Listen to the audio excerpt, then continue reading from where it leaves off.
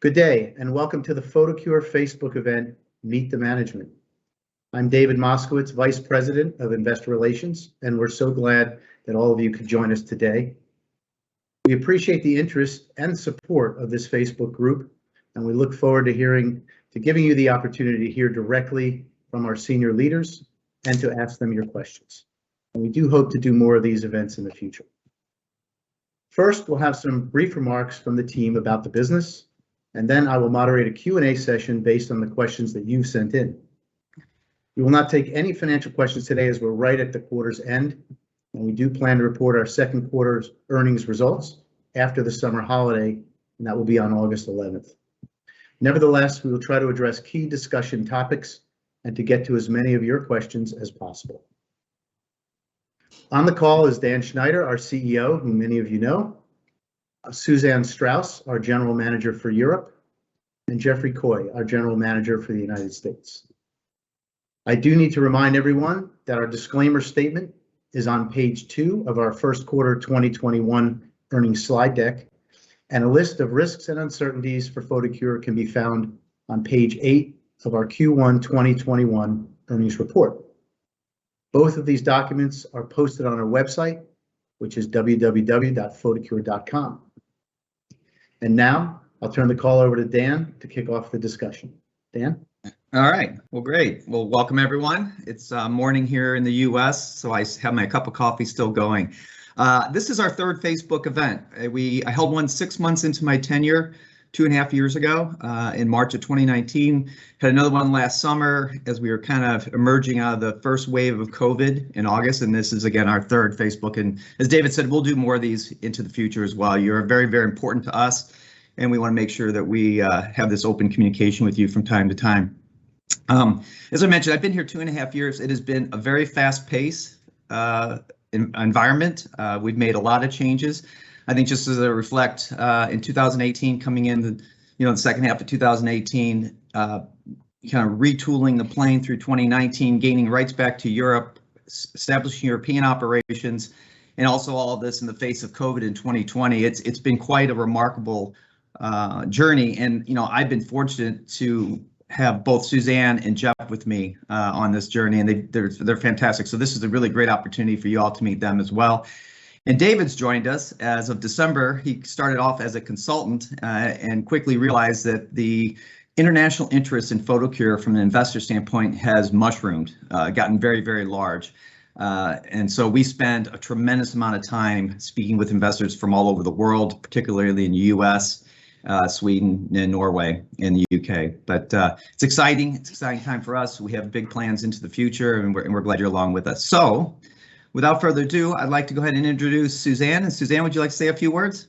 Absolutely. So first of all, let me also thank you and thank everyone for this opportunity to be able to present myself a bit, more importantly, my region, and also answer questions. So that's also for me a very special occasion.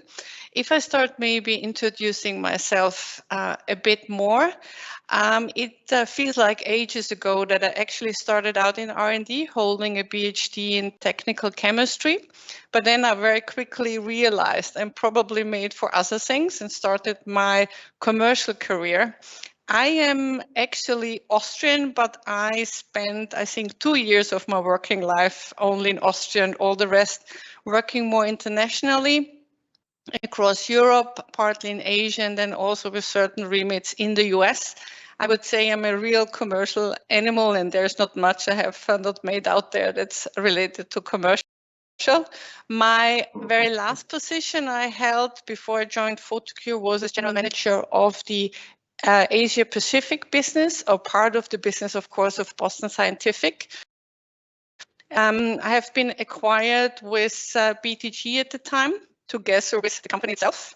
What's probably more interesting for you in terms of being related to this role, before that at BTG, I successfully reset and reestablished the interventional pulmonology business of BTG in Europe, and I also launched the interventional oncology business into Europe, almost starting from scratch. So very similar to, very similar to what I'm doing already now.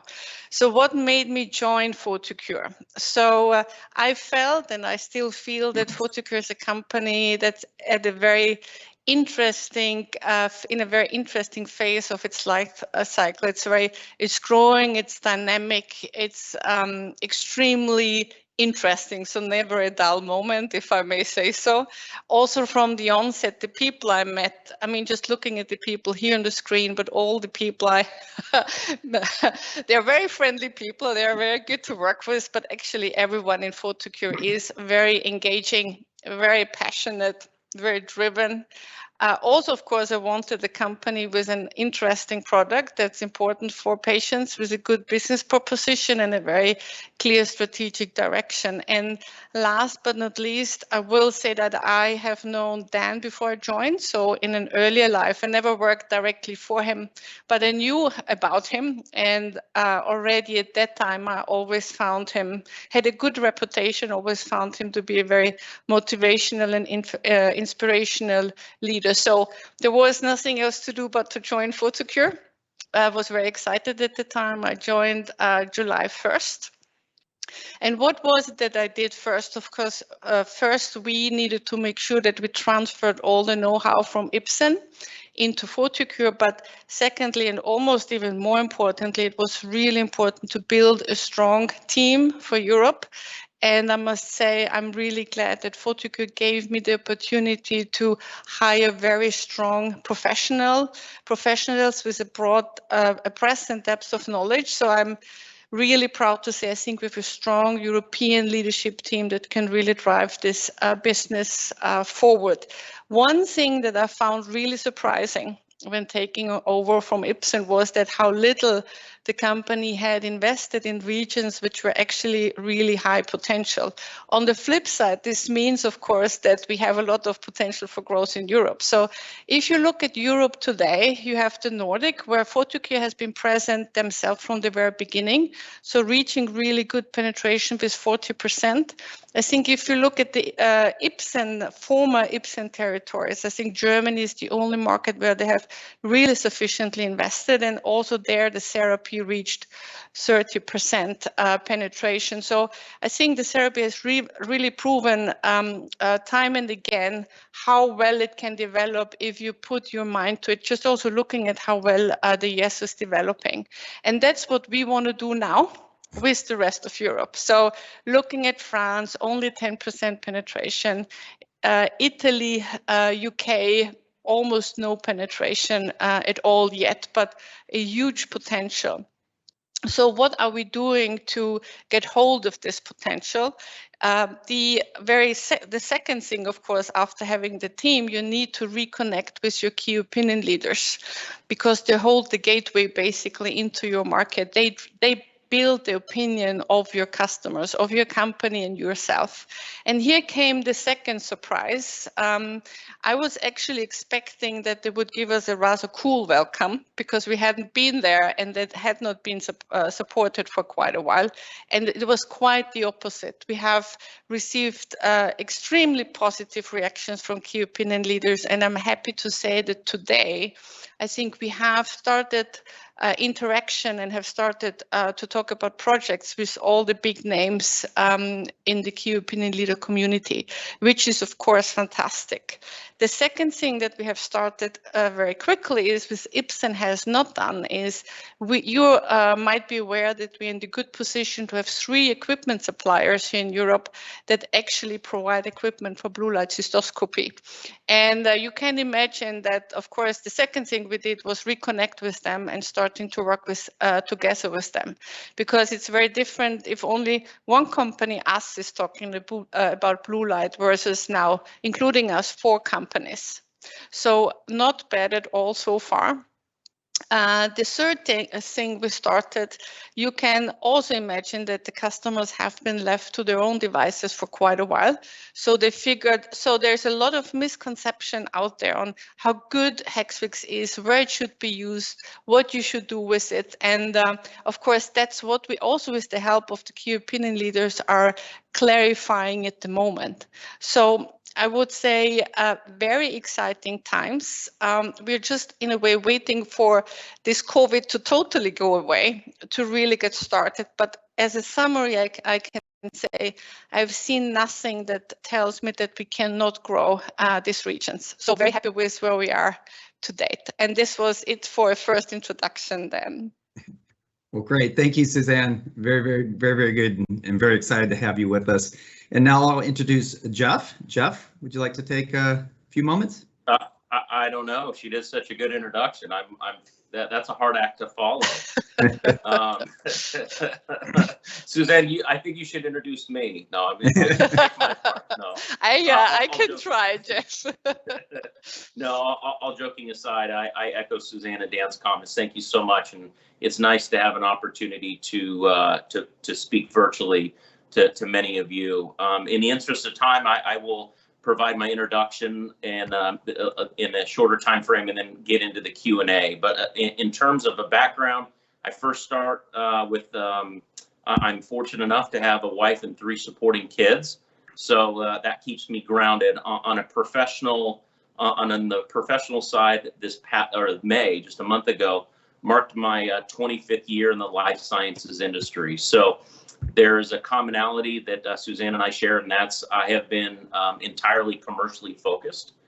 And during that 25-year journey, there's been kind of 4 distinct commercial areas that I've gained experience: sales, marketing, market access or reimbursement, depending on the nomenclature, and then lastly, sales operations, kind of the deep analytical insight. And during those 4 distinct opportunities, I've had individual contributor leadership and advanced leadership roles, and that's kind of allowed me to have a broad foundation to apply in commercial roles similar to this one.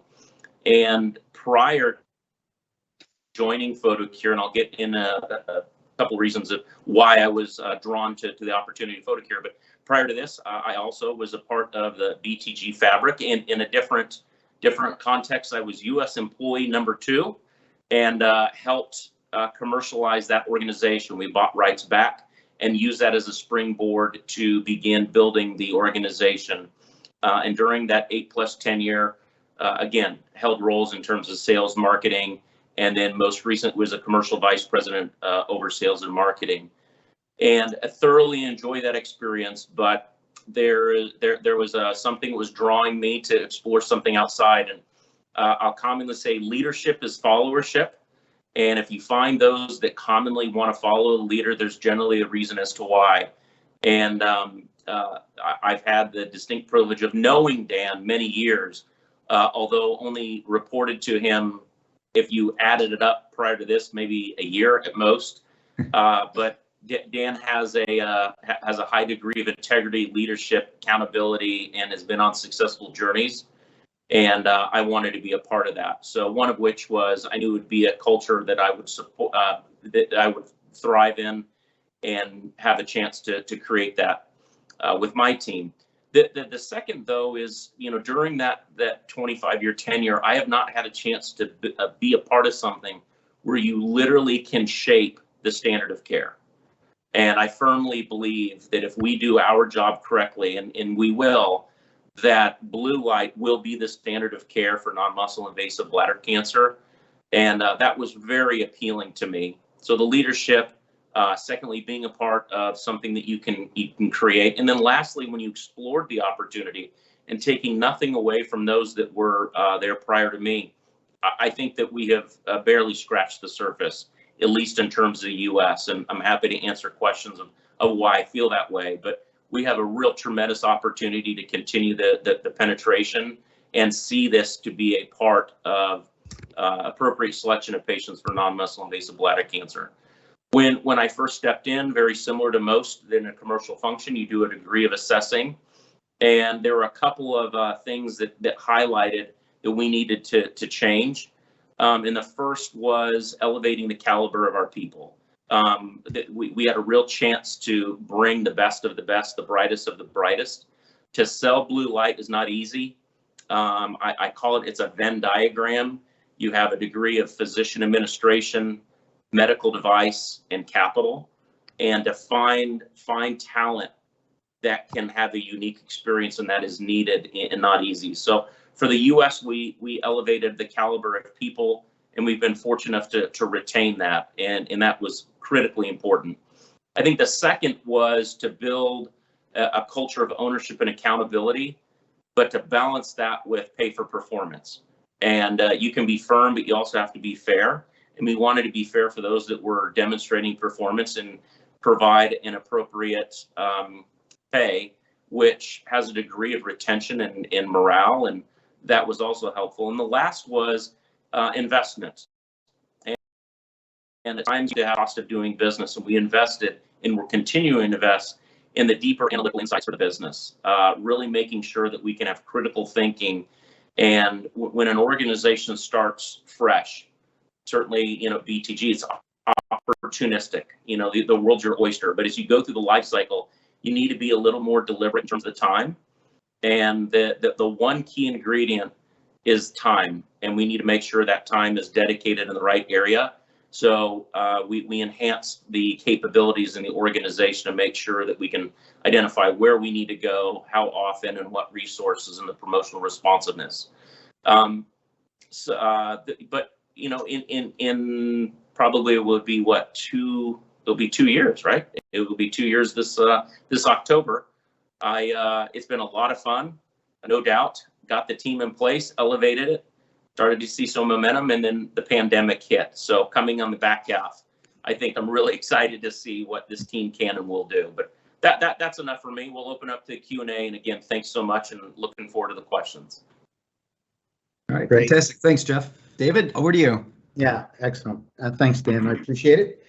Thanks to Suzanne and Jeff. So now it's time for the Q&A, and thanks to the listeners for sending in these questions. They're quite robust. There's quite a long list, and we will do our best to get to all of them. So, obviously the topic at hand, Jeff, you kind of ended with that, is your responsiveness, and then of course COVID-19. So why don't we start with you, Jeff, and talk about the access to care in the U.S.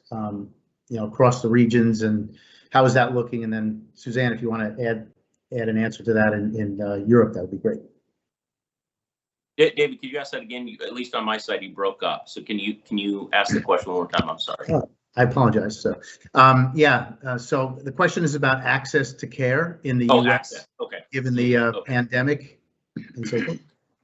Yeah, I would be happy to. So, in the U.S., if you've been kind of following the pandemic, early on, and it remains true, that the northeastern side of the United States, excuse me, the eastern seaboard was highly restricted in terms of access.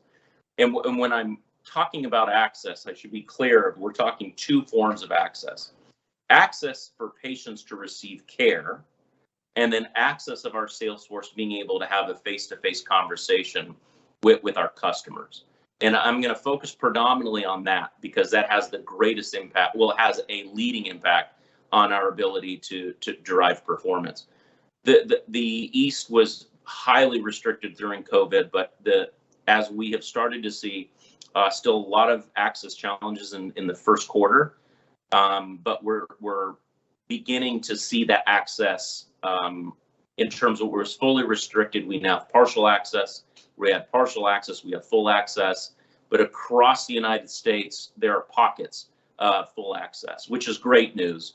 The momentum's coming back. We're able to get into accounts that we previously weren't. We used virtual means, similar to what we're doing here. And now we're really beginning to see that hospitals are starting to relax. Still need to ensure the safety of patients and do what we need to do in terms of credentialing requirements. But there are pockets of access and the restriction lifting, and we're really excited and feeling encouraged by the back half of the year. So maybe if I add to that for Europe, of course, a very similar situation.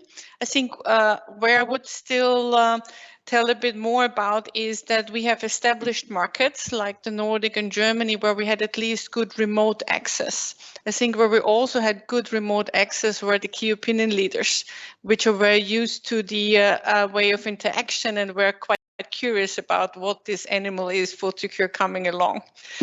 Where it was really more difficult is in the so-called future growth markets, UK, France, Italy, where we had not an established connection with the, normal user base. So there, I think we have managed to approach around 20% of customers.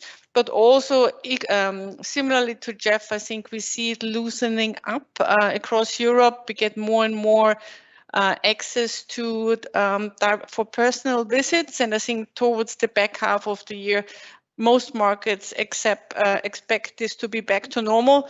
Or, of course, in this case, always pending real developments. But that's the situation how we see it at the moment. Great.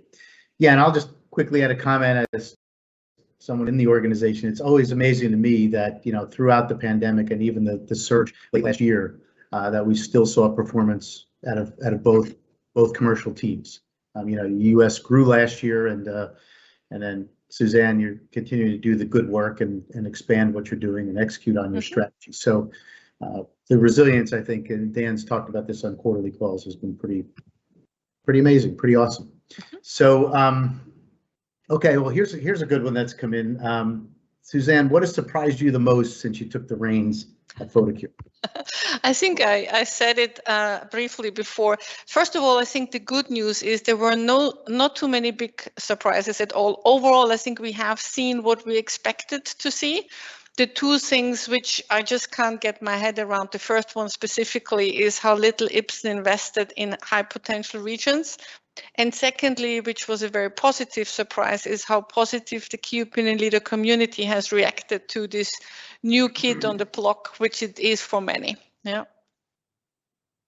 Yeah, and so here's a follow-up to that one, which also I like, which is, why are you better than your former partner? There is so many things. It's what are we not doing differently? I think if I look at the former Ipsen territories, clearly there were differences in how much they invested in the therapy by region. I think the market that had really good investment and a good team in place was Germany. In DACH, I think just the team that has been left to their own devices a bit. So there, I think we can go in and are doing that, and just opening and getting much more around performance tracking and doing good commercial excellence in practice. All the other regions, as we took over them, there were no field force left. So here it's really about going in, being present, and doing everything you do when you properly commercialize a therapy. Okay. Jeff, why don't I ask you the same question? What surprised you the most when you took the reins at the company?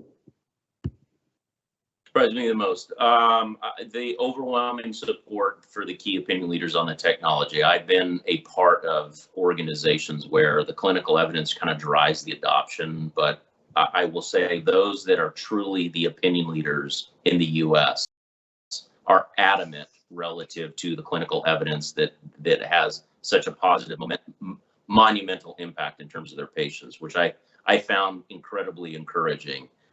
That was clearly one. I think the second was that passion, that overall zest for the technology was also seen throughout the culture of the organization, in particular those that have been a part of Photocure for a while. They are just absolutely passionate about the fact that they are there to help patients, non-muscle invasive bladder cancer patients. And there's motivation and inspiration, and the currency of inspiration is unbelievable. And the U.S. organization they're so inspired to make sure they bring the technology.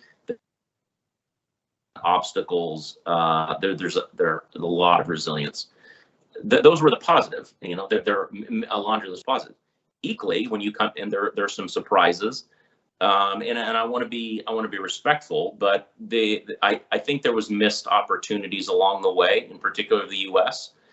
We've been in the market for a long period of time, but I like to say to my team, we're almost kind of in a launch period, because we have truly not tapped the potential. We have not put the basics in place. We have not executed, had key performance indicators to measure and monitor. And there are some investments, and the keyword's investments, that weren't taken then that we're having to take. That was a surprise to me. But again, it's a huge opportunity, and I think that we're kind of in effect a second phase of a launch. So kind of balance the positive with the, I'll say, the opportunities. Very good. Okay. Here's one, a little bit of a curveball. Has the interest in blue light cystoscopy improved in the past year? This is for both of you guys. Jeff, you want to go first? Sure. I will segment that in yes. I mean, the first thing is yes, but a key growth driver for the U.S. business will be our flexible, and that flex business is most commonly seen in the clinical setting. So I got to make sure I clarify what clinical setting means in the U.S., because that can mean something different outside of the United States. I mean a physician office setting. And there has been a higher degree of interest, in particular of flex, because of the pandemic. The time, and I said time is so critically important. It's critically important for a commercial organization, surgeons, and there are opportunity costs, positive opportunity costs that the U.S. physicians are starting to find for flex, where they may have possibly taken that patient to the hospital under general anesthesia. It takes 60+ minutes. Where appropriate, they can do that in the confines of their office in a 10-minute period of time. And there's been a high degree of interest in that because the patients like it, and it's more efficient and effective for the time. So I will say there's a fairly acute interest in the flex business. We have a long way to go in terms of ensuring that we meet the needed tower requirements. And then, last, we still have, opportunities to tackle some of the biggest institutions in the United States and create that. So, that there's interest, but we need to meet that interest with clinical evidence and financial evidence to support it. But in particular, flex, there's a high degree of interest. Mm-hmm. So as for Europe, I would separate again between the bit more established market situation and the, so to say, newcomers. If I look at Nordic and Germany, I think the awareness and interest in blue light is already high. If we look at the future growth markets, the other part of the G5, so to say, I think we have started to create quite a buzz, especially in the key opinion leader community, where we have started our interactions now strongly. And I really expect this to grow more and more as we make our way into the, under quote unquote, normal user base. So definitely some noise happening already now in spite of COVID. Gotcha. All right. Thanks, guys. Suzanne, question for you. What can you say about the blue light equipment in Europe that you inherited from Ipsen and your strategy to approach the situation? Mm-hmm. I think at the moment, and again, we are learning the market, but at the moment we have an installed base, I think of approximately 34%. It's very different from market to market. We have an installed base of around 70% in Germany, very high, relatively low in the UK with 15%, and we will of course target our strategy to where the market is. In the installed base, there is already a lot of opportunity in there because we have to increase throughput. I think in some clinics, the blue light tower is sitting in the corner and collecting dust, and we definitely want to remedy that. But also we have markets like the UK where the growth is a lot in installing new blue light tower. I just can say at this point that in spite of COVID, we have already received interest for new installments. And as we get to know our customer base more, we're going to, of course, fine tune this. But we have opportunities on both ends. Excellent. Back to the pandemic, is there pent-up demand because of the pandemic with a bolus of patients waiting to be treated? I think that's for both Jeff and Suzanne as well. Yeah, so maybe I take this one first. Of course, there must be some. So we all know that, as Jeff explained before, we had clinics directing the resources to different places. We all know that the hospitals have started to be overloaded. We know that patients have been reluctant to go to the clinics. They hopefully should come back now in the second half of the year. Not all of them, because some of the patients might have progressed to more severe stages of the disease. How it's really going to pan out, I think the next couple of months really going to show. Yeah, David, I'll make a comment that doesn't necessarily address your question, but in speaking with our key opinion leaders, what they are telling me, and I echo that, is what Suzanne alluded to. Will there be progression? Will these patients, because they have not been in to see their uro-oncologist, will that disease progress? And I think it's, we soon here will have a better handle of that. In pockets, absolutely. In pockets of the United States, it's almost at the one interesting observation during the pandemic, and I'll give the EU credit. They as a medical community had more of a standard relative to how to approach patients during the pandemic.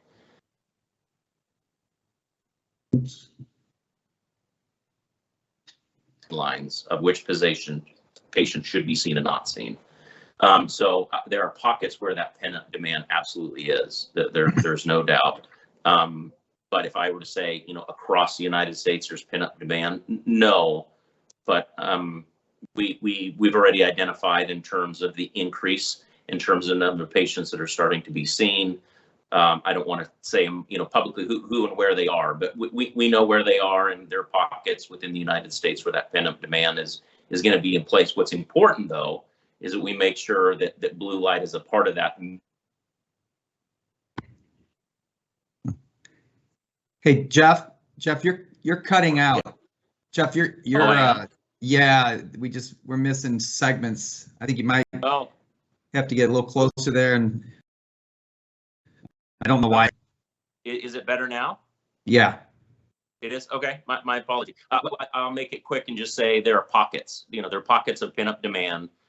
Certainly some concern that the disease perhaps has progressed. We know where those hospitals are. I don't want to say them publicly, but we know, the patients are beginning to come in, and the importance is that blue light needs to be a part of the equation the first time to make sure that we have additional detection. But yeah, we definitely have, we do have a bolus in key portions of the United States, without a doubt. Yeah, I think the nature of that question really is, do we expect to see, acceleration from what we saw earlier this year as things open up, right? I think that's more the question. Obviously, with access opening up, it's not just pent-up demand, but we can get back to those levels that we saw before. Dan, if I start cutting out again, let me know. I'm sorry to the audience. You never know if you're cutting in or out, so my apologies. That's okay. Good. So let's move back to Suzanne. The market shares in the various European markets, Suzanne, what can you say about your expectations? Mm-hmm. So I think I related a bit to our current market shares already. So I think it's always good to take a benchmark of a successful market that has been there already. If you look at the Nordic, we're 40% there.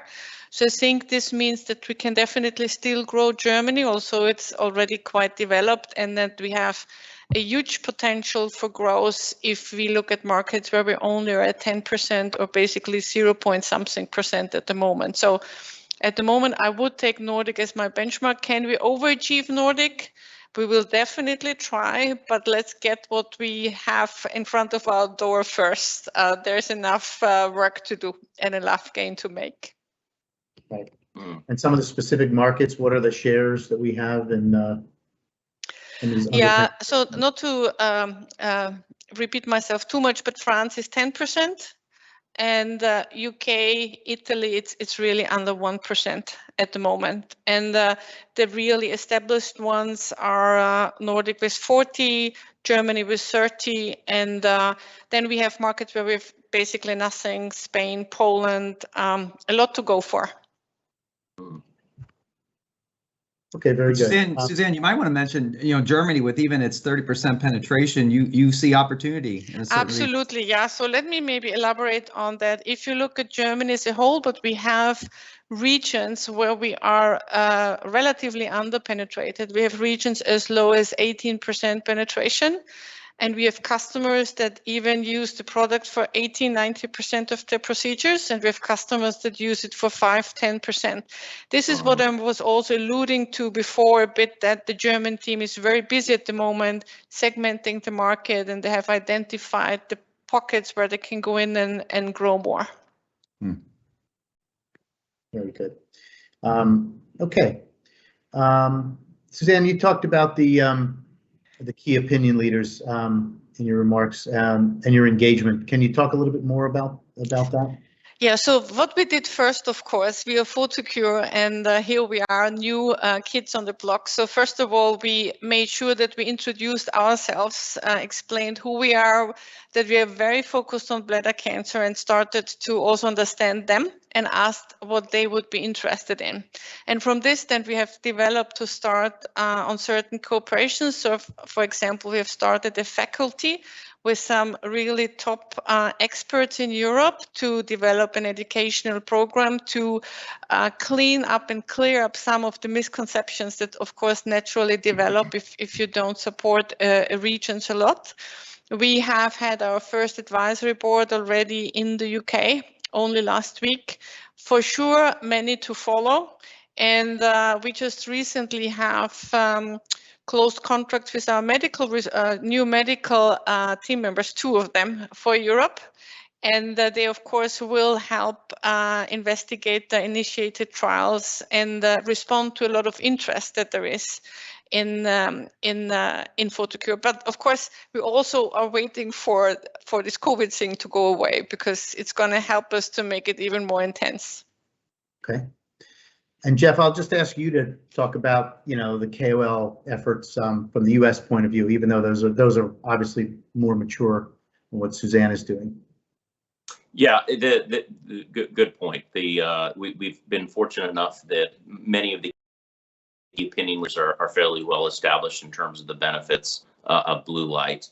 What that means is we need to continue to partner with them to ensure evidence and evidence generation, and that's a real focus for the U.S. right now, is making sure that we generate evidence that it's not necessarily safety and efficacy, but more medical necessity. If you kind of take a step back, why do I need to ensure this technology? It changes the thinking and the output in terms of how you design that clinical evidence. So we are continuing to work. We brought in a new head of medical affairs, whose mission is to work with their key opinion leaders to make sure we're generating evidence. And additionally, for those that are a part of the U.S. registry, there's a real focus in terms of, one of the learnings almost 2 years ago is that registry was almost exclusively focused on detection. And I don't want to take anything away from detection, but we need to advance our thinking on the benefits of the technology. So we modified that registry to capture more, as they say, user fields. And thankfully, we're almost at that 2-year mark where we have collected data and going to do an interim read and see if we can get that evidence out there. So a lot of that focus right now are partnering with the U.S. Key opinion leaders to extract that data to underscore the clinical evidence and financial evidence on why those two would fit together nicely.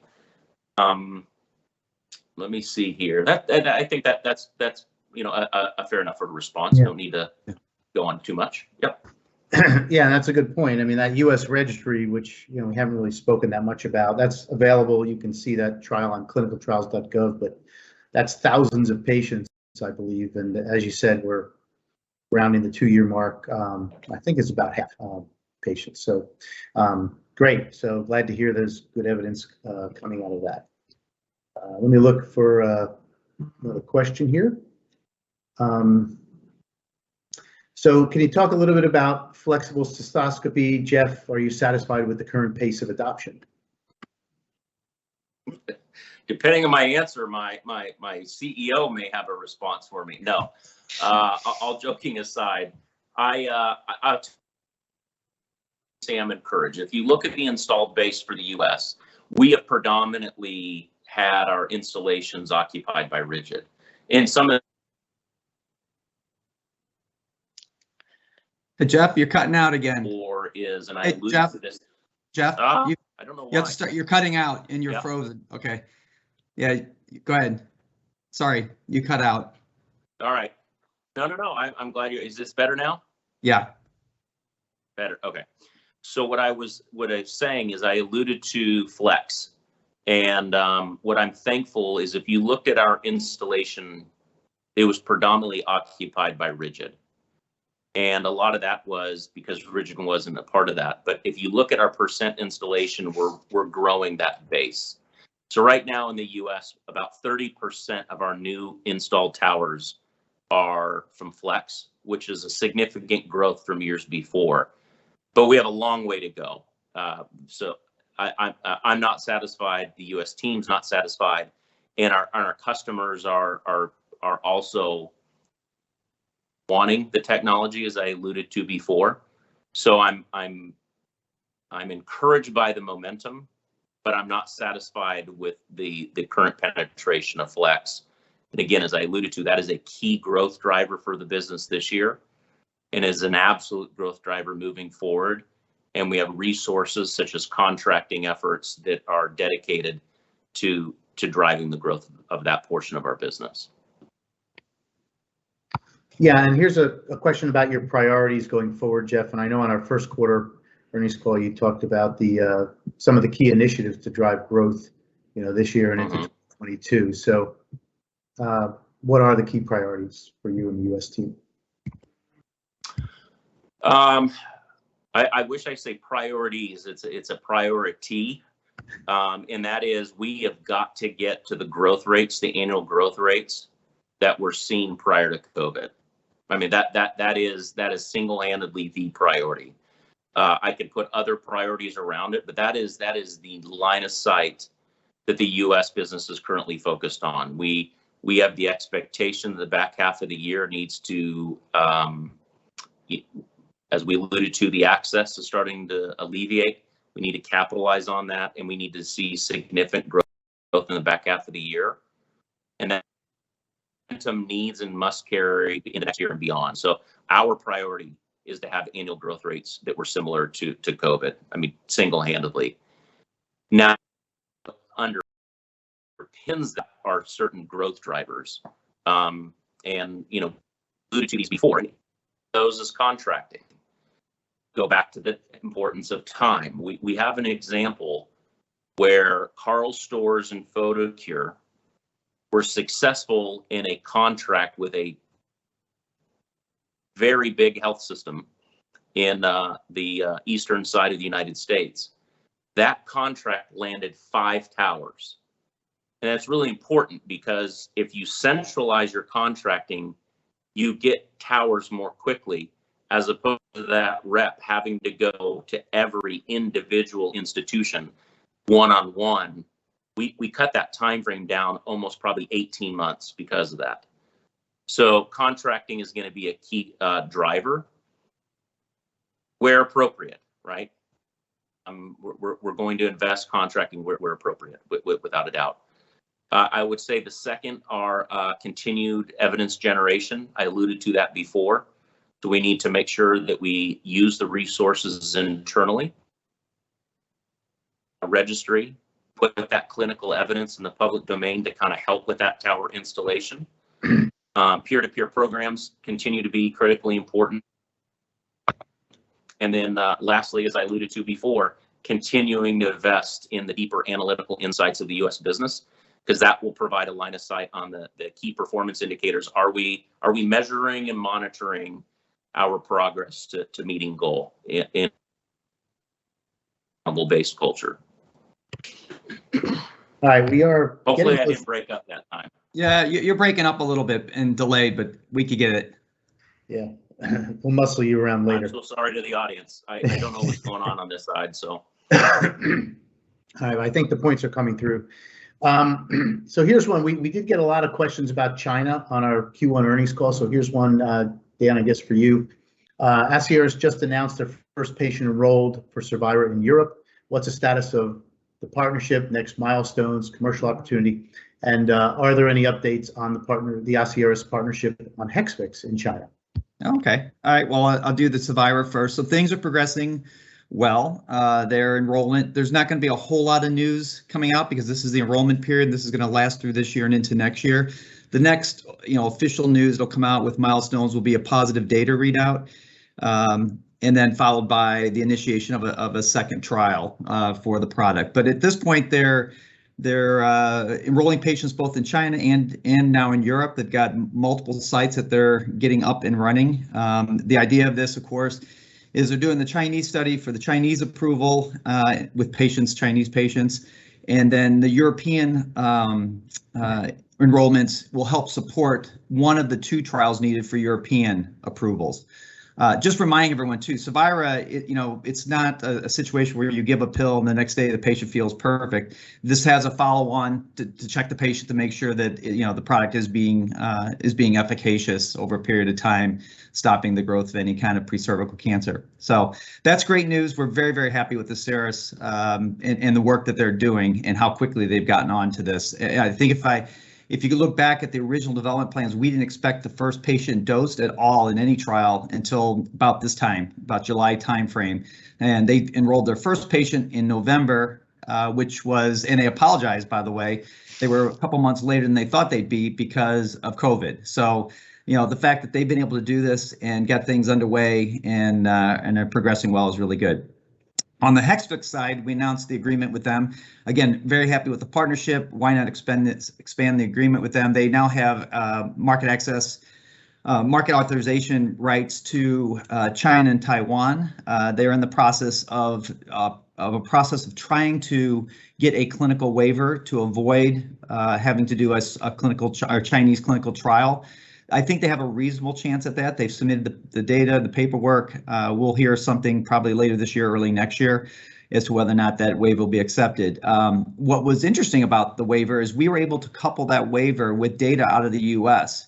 Jeff mentioned the patient registry. In the patient registry, we were able to call out all the Asian patients and use that data to submit with the clinical waiver for China. So we're hopeful. There's no guarantees in this that's going to work, but certainly that was helpful that the U.S. had that large registry and we were able to extract that data. It also produced an abstract as well in the U.S., which we announced, I think, back in March, that paper being out there. So, and remarkably, the Asian population in particular did particularly well with blue light cystoscopy. So, with Cysview Hexvix. So, anyways, other than that, everything is going well with Asieris, and they're very, very focused on genitourinary diseases, and they have their own development plans as well, and they're well funded. So.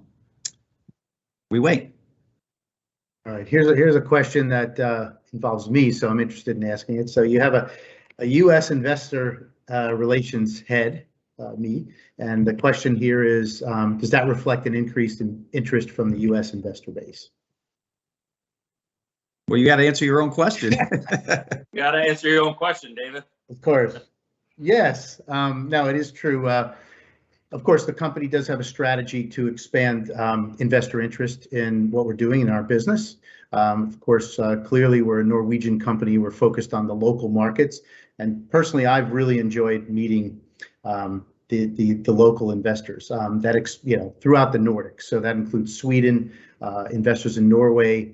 And now, in fact, we're getting some good uptake in countries like the UK, Germany, which, I recognize that because we have such a big presence in that market. And then, of course, the U.S. In fact, the U.S., we're now up to almost 10% ownership as we grow. So it does reflect that to a degree, but at the same time, it's also a global effort, not just a U.S. effort. So appreciate you asking that. And yes, the investor interest around the globe is increasing. So we're kind of past the amount of time we were going to allot. I do want to end with the general managers on one question, and there's a question about the long-term impact, positive and negative, from COVID-19. How do you guys see that impact, especially since we're leaving hopefully the greatest pandemic of our lifetimes? Hopefully. Jeff, should I get started? Then go ahead.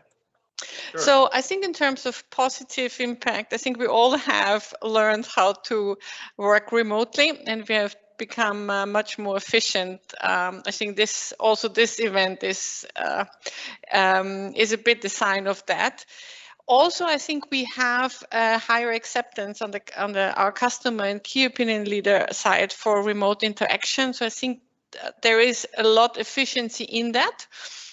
On the negative side, for Europe, I think it has done nothing else but delaying us a bit in getting out and finally being able to speaking to customers. In effect, David, when you asked Jeff what is his priority, one thing popped up in my mind. I want to go and talk to my customers. That's my priority now. So that's a bit the impact of COVID for me. And Jeff?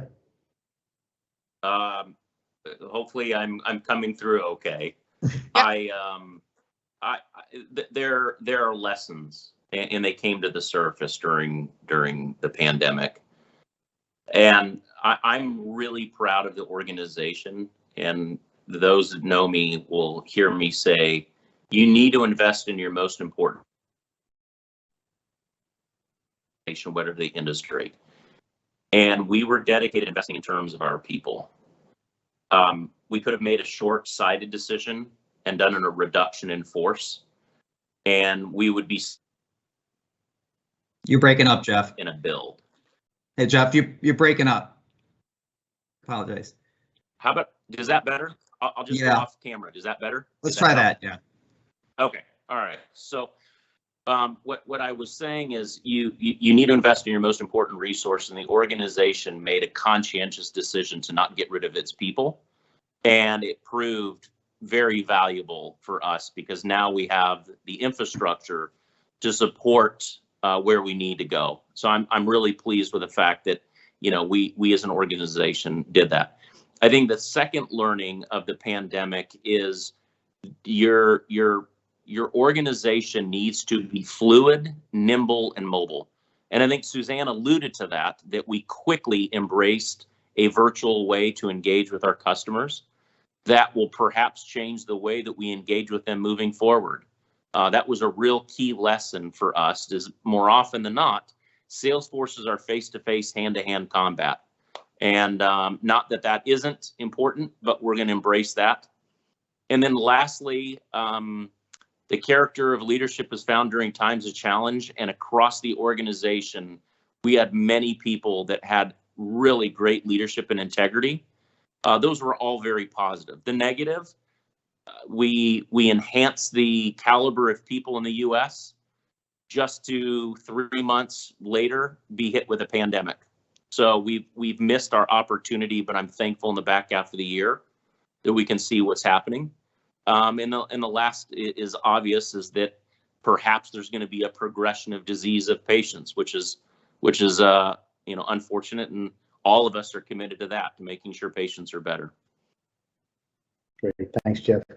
And of course, the responsiveness of the video feed is a short-term casualty of the pandemic. So we apologize to the audience. We'll get you back on another call so people can see that. Yeah, I'm very sorry. I know that's frustrating.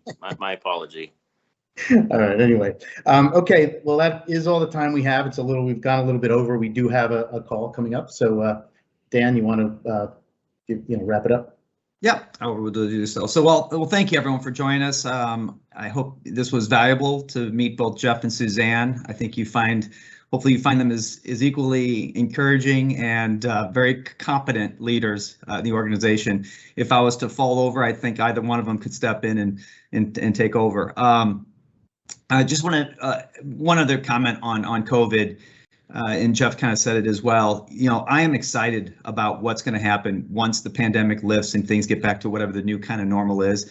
With the European team who has been hired but have not really engaged in a lot of hand-to-hand combat, to the U.S. team that was rebuilt and ready to run, I feel like I got a stable of thoroughbreds that have not fully been let loose yet. And I think I'm excited about what's going to happen there, as well as some of the creative ideas that both Suzanne and Jeff bring to commercialization to the organization. I think there's exciting things in the works. So with that, I'd like to just wish everyone a very wonderful summer. Enjoy July. I know it's a big summer vacation time for Norway and here in the U.S. as well. So appreciate it. Look forward to speaking to you again soon. And thank you, David, for being our MC during today's call. So thank you, everyone.